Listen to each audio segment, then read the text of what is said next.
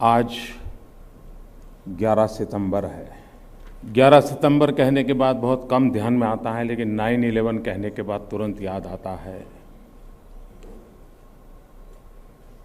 कि इतिहास में 9/11 तारीख किस रूप में अंकित हुई है। यही 9/11 है कि जिस दिन मानवता को ध्वस्त करने का एक हीन प्रयास हुआ, हजारों लोगों को मौत के घाट उतार दिया गया। और वही 9/11 है आज कि जहां पीजीआई से वो नौजवान समाज में कदम रख रहे हैं जो औरों की जिंदगी बचाने के लिए जूझने वाले हैं। मारना बहुत सरल होता है, लेकिन किसी को जिंदा रखना पूरा जीवन खपा देना पड़ता है। और उस अर्थ में आपके जीवन में भी आज ये 9/11 का एक विशेष महत्व बनता है। इतिहास के झरोखे में 9/11 का और भी एक महात्म्य है। 1893 करीब 120 साल पहले इसी देश का एक महापुरुष अमेरिका की धरती पर गया था और 9/11 को शिकागो की धर्म परिषद में स्वामी विवेकानंद ने अपना उद्बोधन किया था। और उस उद्बोधन का परम था sisters and brothers of America. उस एक शब्द ने, उस एक वाक्य ने पूरे सभागृह को लंबे अरसे तक तालियों से गूंजने के लिए मजबूर कर दिया था। उस एक पल ने पूरी मानवता को बंधुता में जोड़ने का एक एहसास कराया था। वो एक घोष वाक्य से मानवता के साथ हर मानवीय जीवन किस प्रकार की ऊंचाइयों को प्राप्त कर सकता है उसका संदेश था। लेकिन 9/11 1893 स्वामी विवेकानंद का संदेश अगर दुनिया ने माना होता, दुनिया ने स्वीकार किया होता, तो शायद वो जो दूसरा 9/11 हुआ वो न होता। और उस परिप्रेक्ष्य में आज 9/11 को चंडीगढ़ पीजीआई में दीक्षांत समारोह के लिए मुझे आने का अवसर मिला है। मैं पीजीआई से भली भांति परिचित हूं, बहुत बार यहां आया करता था।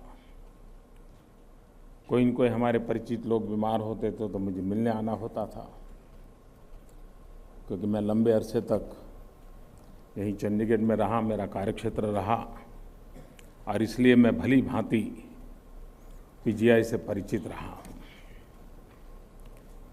आज आपने समारोह में देखा होगा, जो पहले कभी नहीं देखा होगा, सरकारी स्कूल के अंडर प्रिविलेज कुछ बच्चे यहां बैठे हैं। मैंने एक आग्रह रखा है कि जहां भी मुझे कॉन्वोकेशन में जाने का अवसर मिलता है तो मैं आग्रह करता हूं कि उस शहर के गरीब बस्ती के जो सरकारी स्कूल है वहाँ के बच्चों को लाकर के इस कार्यक्रम के साक्षी बनाइए। ये दृश्य जब देखेंगे तो उनके भीतर एक एस्पिरेशन जगता है, उनके भीतर भी एक विश्वास पैदा होता है, यार कभी हम भी यहाँ हो सकते हैं।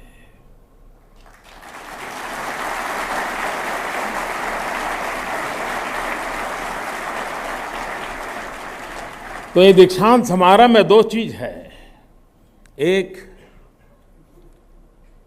जिन्होंने शिक्षा प्राप्त करके जीवन के एक नए क्षेत्र में कदम रखना है वो है, और दूसरे वो हैं जो आज इस कदमों पर चलने का कोई संकल्प लेकर के शायद ये दृश्य देख करके यहाँ से जाएंगे। एक शिक्षक जितना नहीं सिखा सकता है, उससे ज़्यादा एक दृश्य मन में अंकित होता है और किसी की ज़िंदगी को बदलने का कारण बन सकता है। और उस अर्थ में मेरा आग्रह रहता है, कैसे हमारे गरीब परिवार के बच्चे भी ऐसे समारोह में साक्षी हो। और उसी के तहत मैं पीजीआई का आभारी हूँ कि उन्होंने मेरे इस सुझाव को स्वीकार किया और इन छोटे छोटे बालकों को आज इस समारोह के साक्षी बनाने का अवसर दिया। एक अर्थ में आज के समारोह के ये मुख्य अतिथि हैं।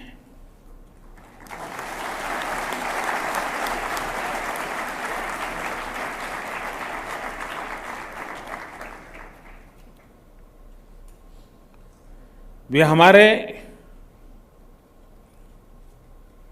रियल चीफ गेस्ट है। जब दीक्षांत समारोह हो रहा है तो मैं दो और शब्दों का भी उल्लेख करना चाहूंगा कि जब ये दीक्षांत समारोह होता है तो कहीं हमारे मन में ये भाव तो नहीं होता है कि शिक्षांत समारोह है, कहीं ये भाव तो नहीं होता है कि विद्यांत समारोह है। अगर हमारे मन में ये भाव उठता है कि शिक्षांत समारोह या विद्यांत समारोह है तो ये सही अर्थ में दीक्षांत समारोह नहीं है। ये शिक्षांत समारोह नहीं है, यहां शिक्षा का अंत नहीं होता है। ये विद्यांत समारोह नहीं है, ये विद्यार्थी की उपासना का अंतकाल ये नहीं है। ये दीक्षांत समारोह है। हमारे मानवीय इतिहास की ओर अगर नजर करें तो ऐसा ध्यान में आता है कि सबसे पहला दीक्षांत समारोह कई 2500 वर्ष पहले हुआ, ऐसा लिखित उल्लेख प्राप्त होता है। 2500 वर्ष पुरानी ये परंपरा है। तैत्रेयी उपनिषद में सबसे पहले दीक्षांत समारोह की चर्चा है, यानी ये घटना 2500 वर्ष से चली आ रही है और इसी धरती से ये संस्कार की प्रक्रिया प्रारंभ हुई है। जब दीक्षांत समारोह होता है तब कुछ पल तो लगता है, हाँ चलो यार बहुत हो गया। कितने दिन पोस्टमार्टम रूम में निकालते थे, वो कैसे दिन थे। चलो अब छुट्टी हो गई। पता नहीं लेबोरेटरी में कितना टाइम जाता था और पता नहीं हमारे साहब भी इतना परेशान करते थे, रात रात को ड्यूटी पे बुला लेते थे। पेशेंट को खांसी भी नहीं होती थी लेकिन उठाते थे, चलो देखो जरा क्या हुआ है।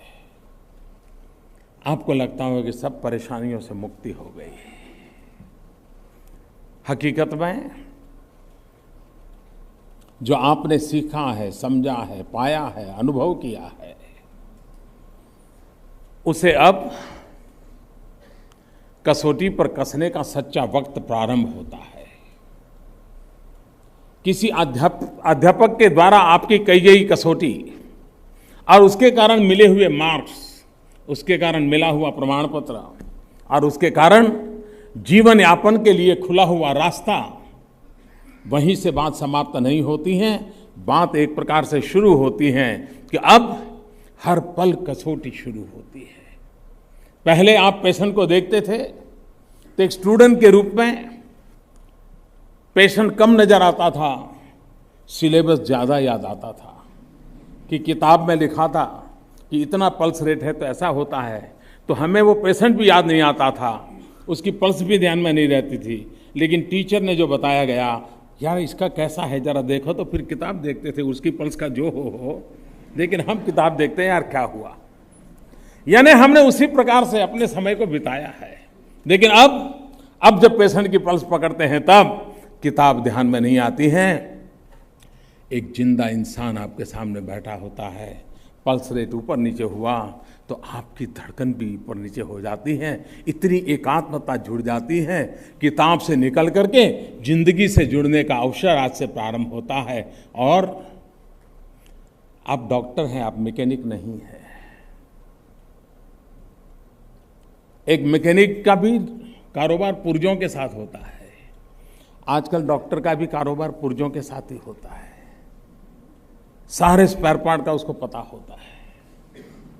टेक्नोलॉजी ने हर स्पेयर पार्ट का काम क्या है वो भी बता दिया है, लेकिन उसके बावजूद भी हम एक मशीन के साथ कारोबार नहीं करते हैं, एक जिंदा इंसान के साथ करते हैं। और इसलिए सिर्फ ज्ञान इनफ नहीं होता है, हर पुर्जे के संबंध में, उसके काम के संबंध में, उसके आई हुई कठिनाइयों के संबंध में सिर्फ ज्ञान होना सफिशिएंट नहीं होता है। हमारे लिए आवश्यक होता है मानवीय संवेदनाओं का सेतु जोड़ना। आप देखना, सफल डॉक्टरों का जरा हिस्ट्री देखिए। बीमारी को फोकस करने वाले डॉक्टर बहुत कम सफल होते हैं, लेकिन बीमार पर फोकस करने वाले डॉक्टर ज्यादा सफल होते हैं। जो बीमारी में सटा हुआ है, जो सिर्फ बीमारी को एड्रेस करता है, वो न पेशेंट को ठीक कर पाता है और न ही अपने जीवन को सफल कर सकता है। लेकिन जो बीमार को एड्रेस करता है, उसकी मनोवैज्ञानिक अवस्था को एड्रेस करता है, उसके अवस्था को सोचता है। गरीब से गरीब पेशेंट आ गया, पता है पेमेंट नहीं दे पाएगा, लेकिन अगर डॉक्टर ने एक बीमार को देखा, बीमारी को बाद में देखा, तो आप देखना कि 20 साल के बाद भी वो गरीब पेशेंट मजदूरी करके डॉक्टर के घर वापिस आके अपना कर्ज चुका देगा। क्यों? क्योंकि आपने बीमारी को नहीं, बीमार को अपना बना लिया था। और एक बार बीमार को अगर हम अपना बना लेते हैं तो उसकी बीमारी को जाने का कारण भी बहुत बन जाता है। आजकल मेडिकल साइंस एक प्रकार से टेक्नोलॉजी से ओवरपावर्ड है। टेक्नोलॉजी ड्रिवन मेडिकल साइंस है। आज कोई डॉक्टर बीमार व्यक्ति आ जाए तो देख करके 4 सवाल पूछ करके दवाई नहीं देता है। वो कहता है जाओ पहले लेबोरेटरी में ब्लड टेस्ट करवाओ, यूरिन टेस्ट करवाओ। सारी टेक्नोलॉजी उसके सर चीर फाड़ करके चीज़ें छोड़ करके कागज पे आपको डाल दे, तो फिर आप तय करता अच्छा ऐसा करो, वो वाली लाल वाली दवाई दे दो या नीली वाली दे दो, ये दे दो, आपने कंपाउंडर के बता देते हैं। यानी डॉक्टर को निर्णय करने का इतनी सुविधा बन गई है, उसको इतनी चीजें उपलब्ध है, और थोड़ा सा भी एक्सपीरियंस उसको एक्सपर्टाइज की ओर ले जाने के लिए बहुत बड़ी ताकत देता है। और जब मैं सुनता हूं कि पीजीआई एक डिजिटल इनिशिएटिव वाला इंस्टीट्यूट है, इसका मतलब आप मोस्ट मॉडर्न टेक्नोलॉजी के साथ जुड़े हुए परिचित डॉक्टर हैं। और अगर आप मोस्ट मॉडर्न टेक्नोलॉजी के साथ जुड़े हुए परिचित डॉक्टर हैं तो आपके लिए अब उस पेशेंट को समझना, उसकी बीमारी को समझना, उस बीमारी को ठीक करने के रास्ते तय करना, टेक्नोलॉजी आपको मदद करती है। ये जो बदलाव आया है, वो बदलाव पूरे मेडिकल साइंस में किस प्रकार से बदलाव आया है। और मुझे विश्वास है कि हाँ, जो शिक्षा दीक्षा आपने पाई है, हम ये भी समझें कि हम डॉक्टर बन गए। हमें डॉक्टर किसने बनाया? इसलिए बने कि हमारा दिमाग बहुत तेज था, एंट्रेंस एग्जाम में बहुत अच्छे मार्क्स ले आए थे, उस समय हमारा कोचिंग बहुत बढ़िया हुआ था, इसलिए हम डॉक्टर बन गए। हम इसलिए डॉक्टर बन गए कि 5 साल 7 साल जो भी बिताना था बहुत ढंग से बिताया, इसलिए डॉक्टर बन गए। अगर ये हम सोचते हैं तो शायद हम अधूरे सोच के हैं, हमारे ख्यालात अपूर्ण है। हमें डॉक्टर बनाने में एक वार्ड बॉय का भी रोल रहा होगा। हमें डॉक्टर बनाने में एग्जाम के समय देर रात किसी पेड़ के नीचे चाय बेचने वाले पास जाकर के कहा होगा कि यार रात को देर तक पढ़ना है, देखो यार उठ जाओ यार चाय बना दो। उसने कहा होगा यार ठंड बहुत है साहब सोने दीजिए ने। आपने कहा होगा नहीं नहीं यार चाय बना दे, कल एग्जाम है। और उस गरीब आदमी पेड़ के नीचे सोए हुए व्यक्ति ने उठ करके रात को चाय बनाई होगी, आपको चाय पिलाई होगी, और आपने रात को फिर 2 घंटे पढ़ाई की होगी और फिर दूसरे दिन एग्जाम दिए होंगे और कुछ मार्क पाए होंगे। क्या उस चाय वाले का कोई कंट्रीब्यूशन नहीं है? और इसलिए हम जो कुछ भी बनते हैं हमारी अपनी बदौलत नहीं बनते हैं। हर प्रकार के समाज के लोगों का कुछ न कुछ योगदान होता है। हर किसी ने हमारे जीवन को बदल लाने में कोई न कोई रोल अदा किया होता है। मतलब ये हुआ कि हम सरकार के कारण डॉक्टर नहीं बने हैं, हम समाज के कारण बने हैं, और समाज का ऋण ये चुकता करना हमारा दायित्व बनता है।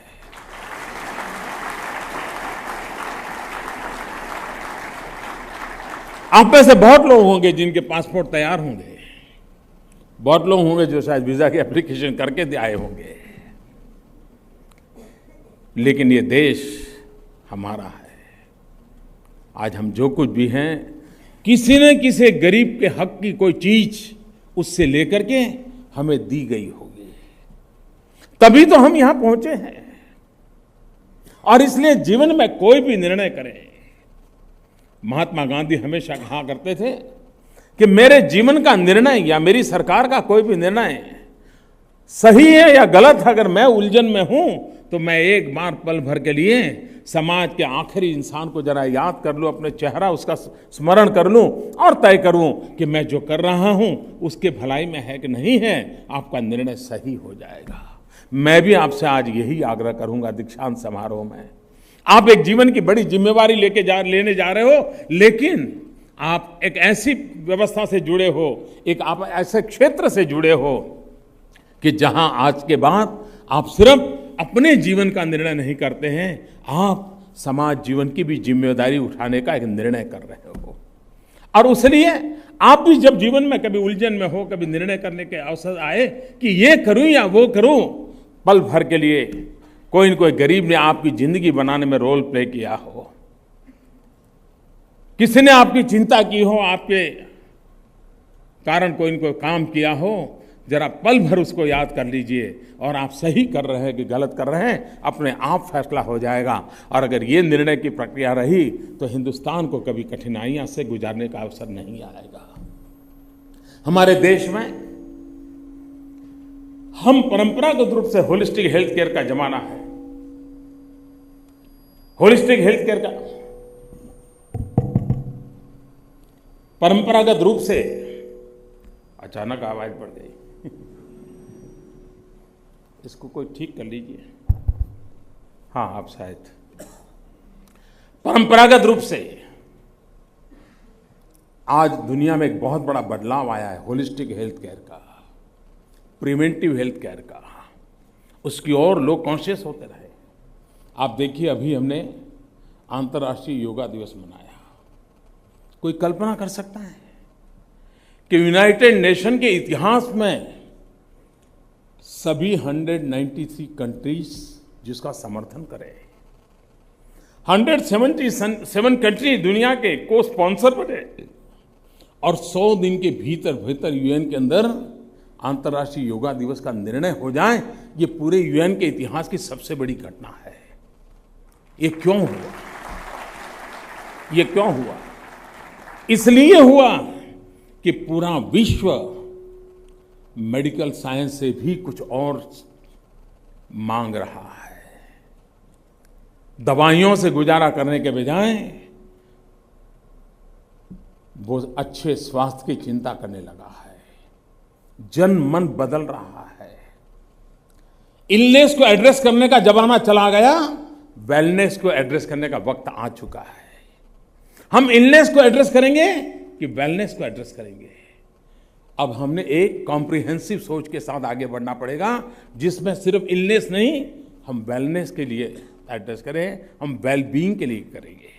और जब ये फर्क हम समझेंगे, तब लोगों में योगा की तरफ आकर्षण क्यों बढ़ा है उसका हमें परिचय होगा, उसका हमें अंदाज आएगा। और उस अर्थ में योगा के द्वारा विश्व preventive health care, holistic health care, wellness की तरफ जाना, उसकी ओर एक कदम चल रहा है। कभी कभी मुझे लगता है हमारे फिजियोथेरेपिस्ट,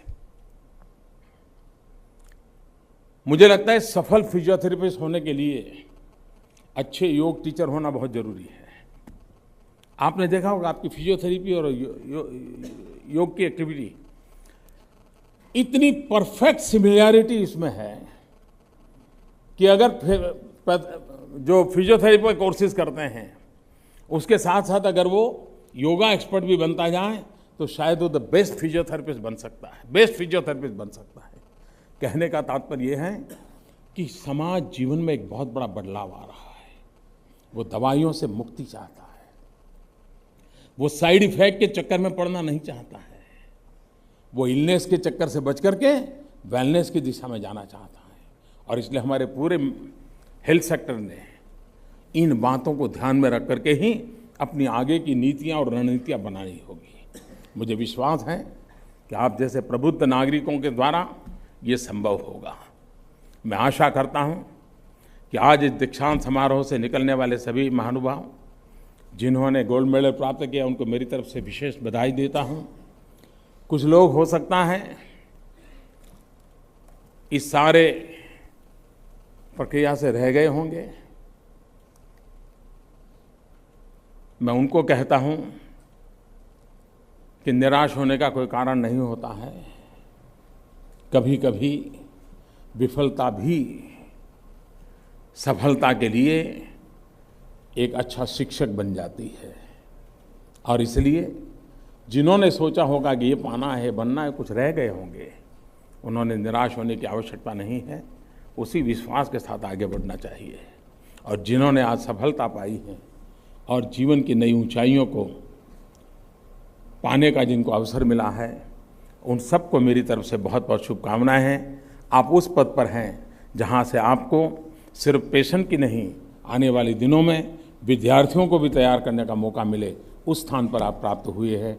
मैं चाहूँगा कि आपके द्वारा एक संवेदनशील डॉक्टर तैयार हो, आपके द्वारा ये पूरा हेल्थ सेक्टर, क्योंकि सामान्य मानवी के लिए भगवान का दृश्य रूप जो है ना, वो डॉक्टर होता है। सामान्य मानवी डॉक्टर को भगवान मानता है कि उसने भगवान देखा नहीं, लेकिन किसी ने जिंदगी बचा ली तो मानता है कि यही मेरा भगवान है। आप कल्पना करिए कि आप उस क्षेत्र में हैं जहां सामान्य मानवी आपको भगवान के रूप में देखता है, और वही आपकी प्रेरणा है, वही आपके जीवन को दौड़ाने के लिए सबसे बड़ी ऊर्जा है। उस ऊर्जा की ओर हम ध्यान देकर के आगे बढ़ें, यही मेरी आप सबको बहुत बहुत शुभकामनाएं हैं। बहुत बहुत धन्यवाद। तो मैंने इजराइल के प्रधानमंत्री को सोशल मीडिया के द्वारा ट्विटर पर हिब्रू भाषा में हेनुका की बधाई दी। 3-4 घंटे के भीतर भीतर इजराइल के प्रधानमंत्री ने इसको एक्नॉलेज किया और जवाब दिया। और मेरे लिए खुशी की बात थी कि मैंने हिब्रू भाषा में लिखा था, उन्होंने हिंदी भाषा में धन्यवाद का जवाब दिया।